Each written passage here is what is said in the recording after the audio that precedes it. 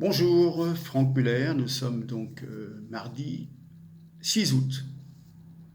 J'ouvre une toute petite parenthèse. Le 6 août, c'est le 74e anniversaire de la première attaque nucléaire sur Hiroshima. Euh, je pense qu'il y a des préparations de guerre, notamment États-Unis-Iran. J'aurai l'occasion d'y revenir. Donc, n'oublions pas.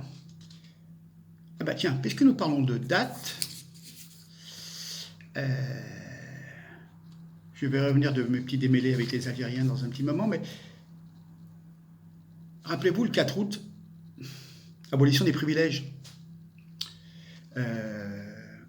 Certains privilèges ont été abolis dans la nuit du 4 août 1789.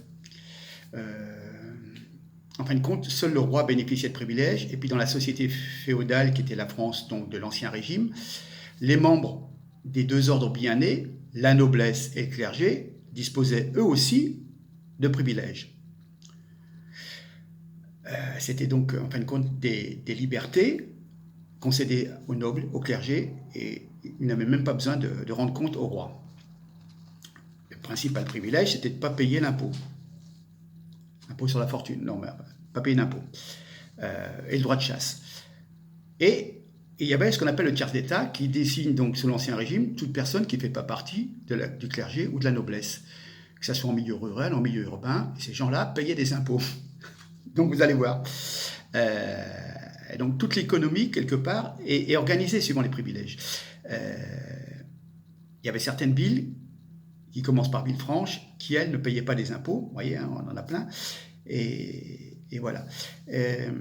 Mais toute l'économie française était organisée selon les privilèges. Il y avait des corporations de métiers, boulangers, rôtisseurs, teinturiers, qui avaient un monopole de travail. Hein. Voilà. Effectivement, il y avait aussi pour la noblesse des droits. Il y avait obligation pour le paysan de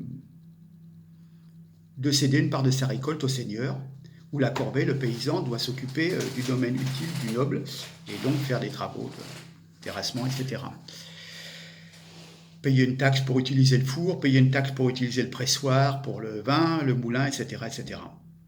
Donc, en fin de compte, au moment de la Révolution, il y avait 60 000 cahiers de doléances qui demandent un impôt plus juste et progressif, déjà à l'époque, selon les revenus. Le tiers-État, donc les autres, le petit tiers, représente 85% de la population et veulent que les plus riches payent également des impôts. Donc ils ne voulaient plus de la multiplication des droits féodaux, des droits de péage, de pâturage à l'époque, donc quand même, ce tiers-État paye des impôts à hauteur de 30 ou 40% de ses revenus. C'était il y a 230 ans. Oui, c'est ça, exactement. Et donc, l'Assemblée constituante mettait fin au système féodal. C'était l'abolition de tous les droits, de tous les privilèges. Un des éléments clés de la Révolution de 1789. L'égalité devant l'impôt. Une belle idée, hein, quand même. Hein. Enfin bon, quand même, les sénateurs, députés, eux ont des sacrés privilèges. Hein. Non-fiscalisation d'une partie de leur rémunération, unanimité représentative des frais de mandat non contrôlable par le fisc, qui ne rentre pas dans l'assiette pour le calcul de l'impôt sur le revenu. Bon. Certains députés se payent même des vacances privées avec leur carte, avec donc justement leur IRFM, leur indemnité. Et puis, quand vous descendez dans la rue, vous êtes des populistes, vous voyez. Ouais, hein. Et bon, je ne sais pas, mais je pose la question, les gilets jaunes, c'était presque, en fin de compte, comme une nouvelle nuit du 4 août. On a fait un tour, on a aboli les privilèges, et 230 ans après, on a supprimé l'impôt sur la fortune, on a supprimé plein de choses, et puis vous payez de plus en plus. Donc, on est revenu un peu à la case départ. Bon, puisqu'on parle d'impôts, de taxes, je vais venir. Là aussi, écoutez, je parlais de féodalité, oui, c'est le retour à la féodalité la plus abjecte. Les riches s'empiffrent et les pauvres regardent. Pourquoi ? Le gouvernement a créé une taxe pour les vols au départ de la France, de 1,50 € pour les voyages à destination de l'Europe et de 4,50 € pour les autres destinations. Donc les billets en classe affaires augmenteront de 9 à 18 euros. Le prétexte est la lutte contre le réchauffement climatique et les émissions de gaz carboniques. Cette taxe doit rapporter 160 millions d'euros qui devront servir à améliorer les transports en commun. L'Agence de financement des infrastructures de transport en France, quel beau titre, devrait bénéficier de cette manne d'argent. Elle est en charge des travaux de modernisation et d'entretien des infrastructures de transport. Donc, on pénalise les transports aériens pour payer les travaux d'entretien du réseau routier. Le gouvernement doit penser que cette taxation ne provoquera pas de réaction des gilets jaunes, car ils ne peuvent pas se payer de voyage en avion, les pauvres. Donc le risque est faible de manifestation contre cette nouvelle taxe.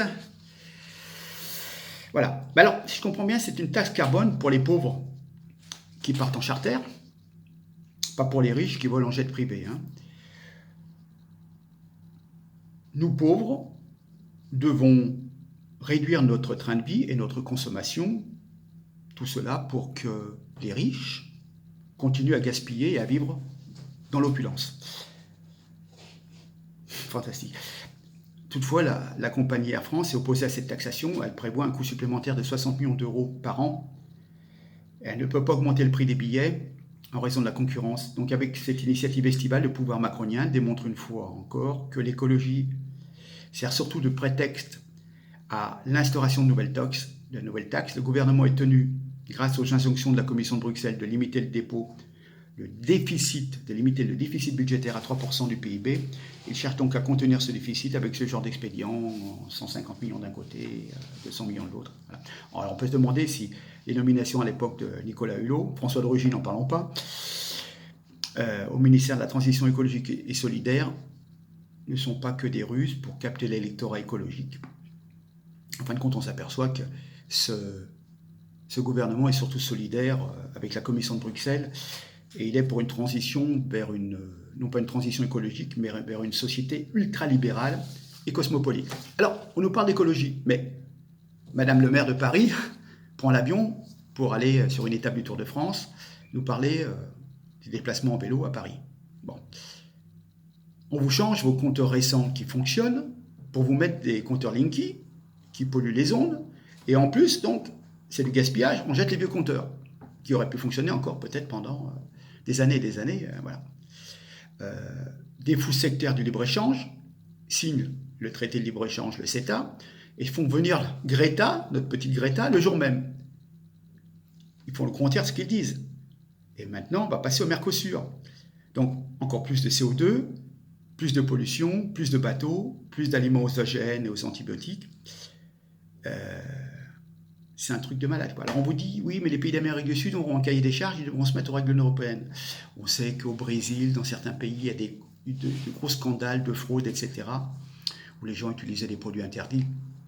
Et de toute façon, il n'y a aucun contrôle qui sera fait à l'entrée, parce que le libre-échange, il faut que ça soit le plus rapide possible. Et donc, on aura des aliments qui sont pollués. Déjà, le Canada, le CETA, je crois qu'ils utilisent 41 produits insecticides et chimiques pour le traitement des fruits, des céréales, etc.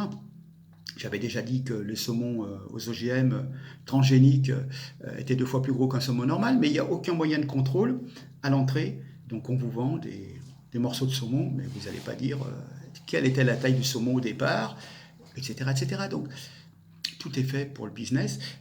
Même compte tenu, même si la qualité des produits que nous allons importer, et j'en doute, était excellente, puisqu'on nous disait même que les bio en Amérique du Sud étaient plus pollués que la banane normale, une banane bio d'Amérique du Sud était plus polluée qu'une banane non bio de Martinique ou de Guadeloupe.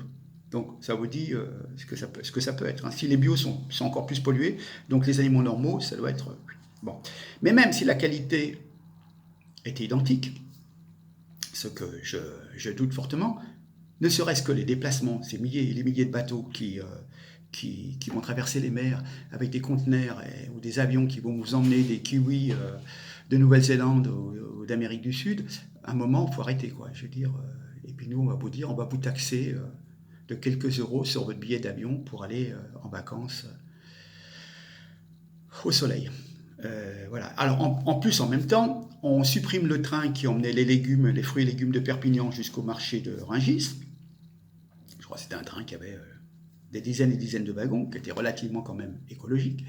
Et on va remplacer ça par l'équivalent de 20 à 25 000 camions par an qui vont être sur les autoroutes à polluer et à faire des bouchons. À un moment, vous vous dites, non mais, je ne comprends pas. Et après ça, on va vous dire, ah, monsieur, il ne faut pas rouler. Ah, mais c'est un jour de pollution, prenez pas votre voiture, vous avez un numéro impair, ou alors roulez en véhicule électrique, avec des batteries bien polluantes. Non mais, on en est où? On en est où? Et il y a des gens qui gobent. Ils font exactement le contraire de ce qu'ils disent. Mais ça, c'est pas nouveau avec les politiques. Bon, maintenant, je vous dis pas, j'ai eu des insultes et des insultes. J'ai répondu moi j'ai répondu peut-être 400-500 fois à des gens, et j'avais au moins 150 personnes qui vous disaient « Ah, vous avez dit que le monsieur qui a tué le noir, c'était un Algérien, c'est pas un Algérien. » Effectivement, donc j'ai beau les répéter, elle a mis 3 minutes 35 de ma vidéo numéro 49. Je dis c'est un Turc, mais les gens, quand j'ai mis tué par un supporter, donc automatiquement les gens, sans écouter la vidéo, ça y est, il caractérise le truc. Il a dit que c'était un supporter algérien. Je ne l'ai jamais marqué, je ne l'ai jamais dit. Je vous dirais quand même, les 1000 voitures qu'on brûlait, ils n'ont pas brûlé grâce aux Turcs. Hein. On est d'accord. Mais c'est marrant, personne ne me parle là-dessus. Et alors, on vient me reprocher, déjà la guerre d'Algérie, moi j'étais en couche-culotte, excusez-moi, mais j'y peux rien.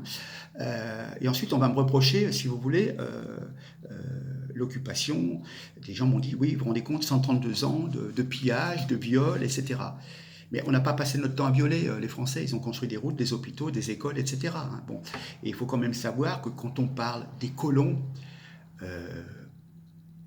moi on m'a accusé des pieds noirs, je ne suis pas pied noir, excusez-moi, je suis fils d'Alsacien, à la limite de la Suisse.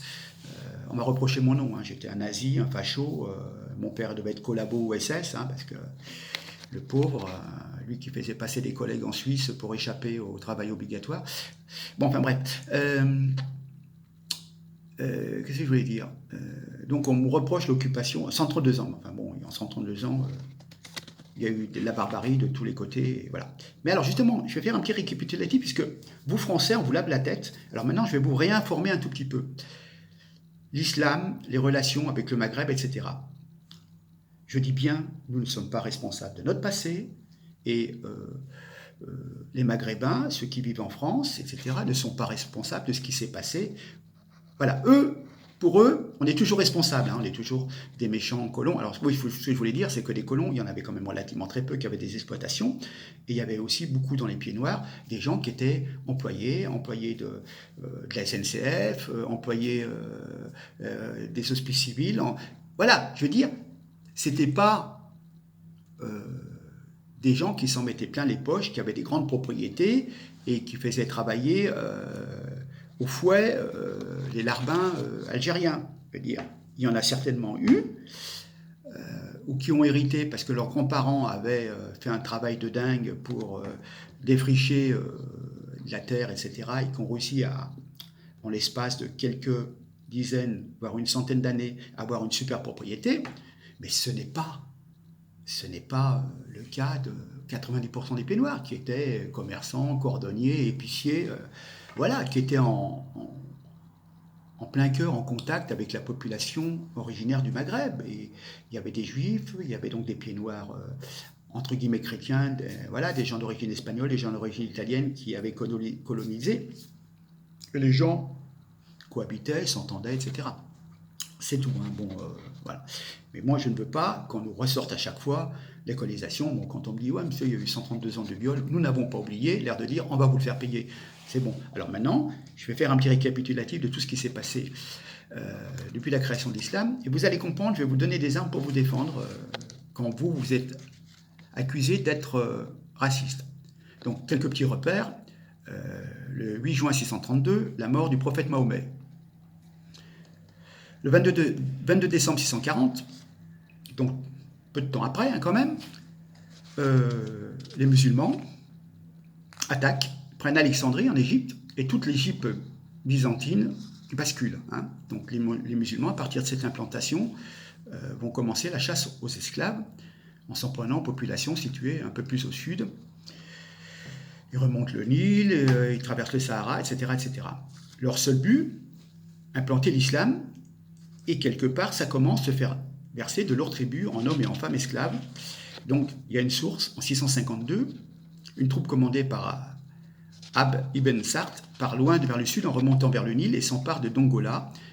Et donc, malgré la résistance des Nubiens, le roi Khalidura dut se soumettre en promettant de construire une mosquée et en accordant tous les ans un quota d'esclaves. L'accord est formel. Vous livrerez chaque année 360 esclaves des deux sexes qui seront choisis parmi les meilleurs de votre pays et envoyés à l'imam des musulmans. Il s'agit du traité de Bact, conservé dans les archives diplomatiques musulmanes. Donc, on peut en déduire que quelque part, on est d'accord, ils n'ont pas inventé l'esclavage. L'esclavage, autant des Romains, autant peut-être d'avant, les Phéniciens, etc. Mais quelque part, ça prend une ampleur un peu industrielle, notamment sur un continent, hein, parce que l'esclavage avec les Romains, bon, il y avait des esclaves gaulois, des esclaves celtes, etc. Bon, c'était déjà quand même une grosse entreprise. Mais là, ça va être carrément le pillage de la moitié d'un continent. Hein. Voilà. Bon, alors, je tiens à rappeler, parce que nous, on a occupé pendant 132 ans l'Algérie, mais les musulmans nous ont occupés pendant plus de 300 ans. Ah, mais ça, vous avez oublié. Ah oui, mais si vous nous reprochez les 132 ans de l'Algérie française, entre guillemets, moi, je vais vous dire, en 711, les musulmans franchissent le détroit séparant le Maghreb de l'Europe, accostent au pied d'une montagne à laquelle leur chef donne son nom, le Djebel al-Tariq, que plus tard deviendra Gibraltar. En quelques années, les troupes de l'islam conquièrent la totalité de la péninsule ibérique et avancent jusqu'à Poitiers et même au-delà. Alors évidemment, contrairement à ce que nous a appris à l'école, la victoire de Charles Martel en 732 ne les renvoie pas de l'autre côté des Pyrénées. Hein. Le sud de la France demeure pendant plusieurs décennies, voire plusieurs siècles, marqué par une présence musulmane. Une partie de la cathédrale de Narbonne est transformée en mosquée et la ville sera reconquise par les Francs en 752. Mais tout le sud de la France est noyauté. Montpellier, Marseille, ou à Nîmes, en 2006-2007, des archéologues découvrent des tombes tournées vers la Mecque et pour certaines pourvues d'inscriptions en arabe. Ce sont des tombes qui datent donc 8e, 9e siècle et d'autres même du 12e et 13e siècle. Donc, en Provence, les Sarrasins s'installent durablement. De l'an 890 jusqu'en 973, il y a une plateforme non loin de Saint-Tropez, à la gare de Fresnay, et contrôle la région et les alentours, d'où le nom de Massif des Morts, un mot qui désignait les arabo-berbères en ancien français. Ramatuel, le nom vient de Ramatou, Allah, la grâce d'Allah. La Côte d'Azur sert de point d'appui, et à partir duquel les Sarrasins ont de nombreux raids en direction du nord. En 906, ils vont dans la Novalaise, entre Turin, le Mont Saint-Cenis. Ils franchissent même le col du Mont Saint-Bernard. Ils vont en Suisse, dans la Maurienne, la vallée de Grenoble, les monastères de Vienne, Lyon aussi. Je crois qu'ils ont fait un saut à Lyon en 731, mais soit 725, soit 731, voilà. Et je sais qu'ils remontent jusqu'en Saône-et-Loire. Alors, ils sont remontés, c'est redescendu, etc., etc. Mais en fin de compte, on a une présence sarrasine voilà, qui a duré... si on a des tombes du XIIe siècle, ouais, je peux vous dire que parfois, il y a eu une permanence de présence islamique, peut-être pendant 4-5 siècles. Donc, quelque part, nous, on était tranquilles, hein, on était gallo-romains. Hein, c'était la fin des Romains, la décadence romaine, on commençait à attaquer le Moyen-Âge pratiquement. Et en l'an 700, c'est quand même vous qui êtes venus nous chercher dans le but d'étendre la civilisation. Alors, quand on nous reproche 132 ans d'occupation d'Algérie, quand vous êtes resté 400-500 ans, voilà. Et c'est, en fin de compte, on a été long à la détente. Hein. Et la première croisade s'est déroulée à partir de 1096, parce que Jérusalem était occupée par des Turcs, et ils n'ont pas voulu laisser le passage aux pèlerins chrétiens. Donc, il y a eu une armée qui s'est formée, une armée européenne, avec les croisés, et on a pris Jérusalem, et il y a eu la création du royaume chrétien de Jérusalem, et ça a duré de nombreux allers-retours, de nombreuses croisades, et ça a duré à peu près, nous ça n'a pas été longtemps, ça a duré 200 ans, en 1270, mort de Louis IX, c'est-à-dire quelqu'un qui est bien connu des Français, c'est le fameux Saint Louis, qui est mort, je crois, à Tunis, et suivi d'une petite croisade en 1272, notamment par des Anglais. Et puis voilà, il y a eu un traité, puis au bout de 200 ans, ça s'est arrêté. Alors quand j'entends qu'en Irak, en Syrie, il y a des gens qui vous disent « Oui, nous n'avons pas oublié la présence des Francs, parce que, bon, je ne sais pas, des Francs, des croisés qui sont venus occuper notre terre. » Ouais, alors pas longtemps, et puis ils ont fait des brefs passages, et puis bon, ils voulaient juste aller à Jérusalem, Mais voilà, bon, c'est tout, c'est l'histoire, Vous n'êtes pas responsable, je ne suis pas responsable, ça s'est passé, il y a des mouvements de civilisation, c'est comme ça. Alors, en 1830, il y avait la Régence à Alger, qui était un peu en déclin, et puis en France, effectivement, ça se passait mal, c'était un nouveau roi, Charles X, les gens n'étaient pas trop contents, les gens avaient encore en tête Napoléon, la République et tout. Et donc le roi Charles X décide d'aller faire la guerre, d'éliminer la piraterie qui nous enquiquine, puisque effectivement d'Alger il y avait des pirates barbaresques, etc. Ça traînait pendant 300-400 ans, qui prenaient les bateaux qui circulaient sur la Méditerranée. Mais ça avait un peu diminué, mais bon, ça existait toujours. Et puis en fin de compte, il faut bien se l'avouer, il y avait quand même, ça me fait penser aux Américains quand ils visent l'Irak, la Syrie, etc. Bref, je ferme ma parenthèse. Ils voulaient récupérer du pognon et ils savaient que le dé d'Alger, il y avait une petite fortune aussi. Et ils se sont dit, tiens, on va les envahir et puis on fait d'une pierre deux coups, on supprime la piraterie, l'esclavage. Et puis on prend pied de l'autre côté de la Méditerranée, peut-être pour le business, et puis on peut récupérer de l'argent parce que les finances, elles étaient un petit peu à sec. Donc voilà, ça a commencé comme ça, c'est tout. Mais moi, je ne suis pas responsable de Charles X. Il y a bientôt 200 ans. Donc cela aboutit à 132 ans d'occupation française que on me reproche. Et là, je ne suis pas du tout d'accord. Alors, je fais un tout petit point quand même. Et on va venir maintenant, mais je fais un tout petit point. Moi, j'ai un chercheur économiste, anthropologue, écrivain franco-sénégalais qui nous dit « Les Arabes ont rasé l'Afrique subsaharienne pendant 13 siècles sans interruption. La plupart des millions d'hommes qu'ils ont déportés ont disparu du fait des traitements inhumains. Cette douloureuse page de l'histoire des peuples noirs n'est apparemment pas définitivement tournée. Et voilà, la majorité des hommes au départ étaient prélevés sur les populations du Darfour. Ce fut le point de départ d'une énorme ponction humaine qui devait s'arrêter officiellement au début du XXe, mais je crois qu'en Mauritanie, il y a encore de l'esclavage. Ça, c'est donc un Sénégalais, Tidiane Ndiaye. Maintenant, je vais vous dire ce que dit Jacques R., professeur émérite à la Sorbonne.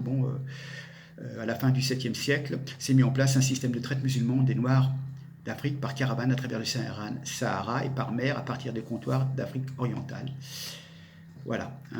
Et puis, on va partir sur un spécialiste des problèmes économiques et sociaux, Murray Gordon, qui a travaillé à la City aux Nations Unies. Bien des siècles avant la mise en place par les Européens de la traite des Noirs, mais qui a duré peut-être 200 ans, avec les Antilles, entre 10 et 12 millions de Noirs furent transférés par la force vers le monde arabe. Ceux-ci survivaient à leur transport. Ceux qui survivaient, malheureusement, devenaient domestiques, concubins, uniques, guerriers ou même fonctionnaires. Ce vaste trafic alimentait les marchés aux esclaves du Caire, de Jeddah, Bagdad, Zanzibar et tant d'autres villes. Voilà. Et ça reste relativement, ce monsieur, peu connu et peu étudié. Mais il faut le savoir. Alors j'ai voulu faire le pont entre ce qui s'est passé et maintenant.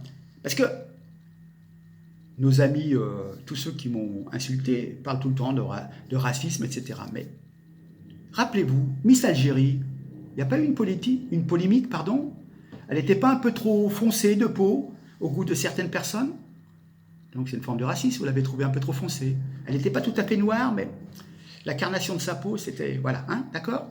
Je rappelle également qu'il y a des milliers de reconduites à la frontière de migrants subsahariens qui sont reconduits à la frontière avec le Niger.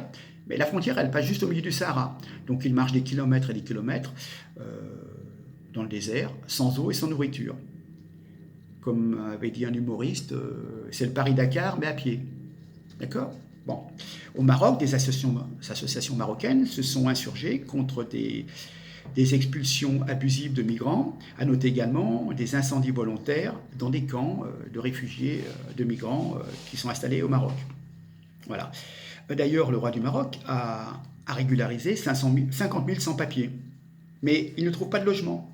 À Casablanca, on a vu des affiches interdits de louer aux Africains. Donc, c'est une belle preuve quand même de racisme. Voilà. En Tunisie, les descendants d'esclaves ont sur leur papier marqué « affranchis par ». Et il y a un cimetière spécial où l'on enterre que les Tunisiens noirs. Ça s'appelle le cimetière des esclaves. Voilà. Hein. Il y a eu une campagne contre le racisme qui s'appelait Kel et Kalouche. Ah, voilà, je veux dire, Kel et Kalouche sont des termes péjoratifs pour désigner les Noirs. Et donc, il y avait une campagne, justement, j'en viens, qui s'appelait Ni Ousif ni Azi, Baraka et Yezi. Ça veut dire ni esclave ni nègre, stop, ça suffit. Ils étaient obligés de faire une campagne dans le Maghreb parce qu'en fin de compte, il y avait beaucoup trop de racisme et d'exclusion des Noirs. Voilà.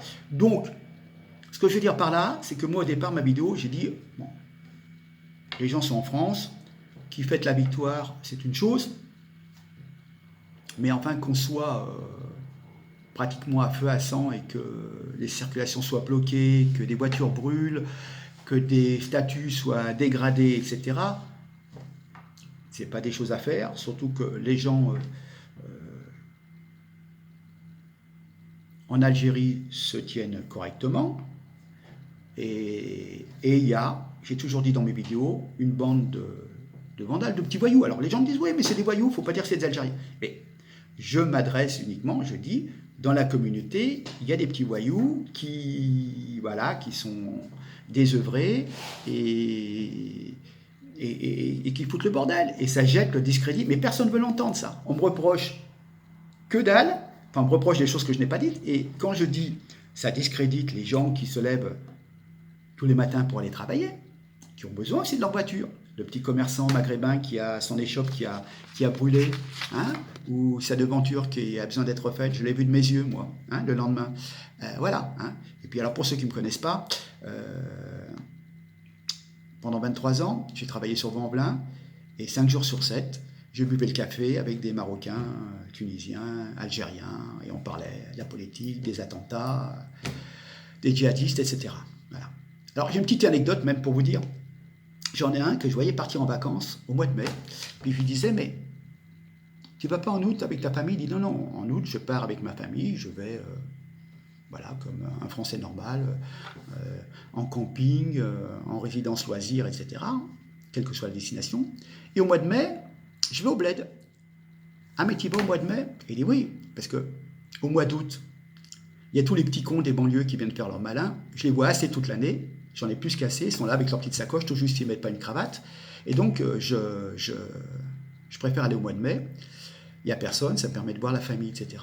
Et puis voilà. Donc, pour vous dire que les gens qui travaillent et tout, ils en ont marre des trucs, voilà, de ces des petits voyous. Voilà. Après, ce que je veux dire simplement, c'est qu'il y a des petits voyous qui sont issus un peu de votre communauté, etc. Tenez-en compte, faites attention, parce que quelque part, ça déteint sur tout le monde. Après, on va dire, ah ouais, mais c'est un Maghrébin, c'est un Algérien, etc., etc. Alors voilà. Alors je vous ai montré que du racisme, il y en avait en Tunisie, il y en avait au Maroc, il y en avait en Algérie. C'est vrai qu'il est plus facile de voir la paille dans l'œil de son voisin plutôt que de voir la poutre qui est dans son œil. C'est une chose. Tout le monde peut avoir des ressentiments. Voilà, c'est une chose. Vous comprenez que nous, en France, on veut quand même une certaine tranquillité. Donc, si c'est des gens d'étrangers ou originaires, il y a 20, 30 ou 40 ans, d'un pays étranger, qui foutent le bazar, ça ne fait pas plaisir. Et puis, en plus, ça embête tout le monde, quoi. Voilà. Je vous l'ai déjà dit, moi, je vois des tas de mères de famille issus de l'immigration qui vont faire des ménages et tout, qui ont besoin des transports en commun, ou des ouvriers qui ont besoin de leur voiture pour aller travailler. Et ça, qu'ils soient blancs, issus de l'immigration, noirs, rouges, jaunes, tout le monde a besoin d'aller les gratter. Voilà. Donc sur ce, je vais vous laisser. Hein. Je fais comme 50% des Français, je ne pars pas en vacances. Et donc, vous me retrouverez encore là, prochainement. Voilà, je vous remercie. À très bientôt. Au revoir. Ciao. Et likez, partagez, et essayez de pas trop m'insulter, d'accord? Merci.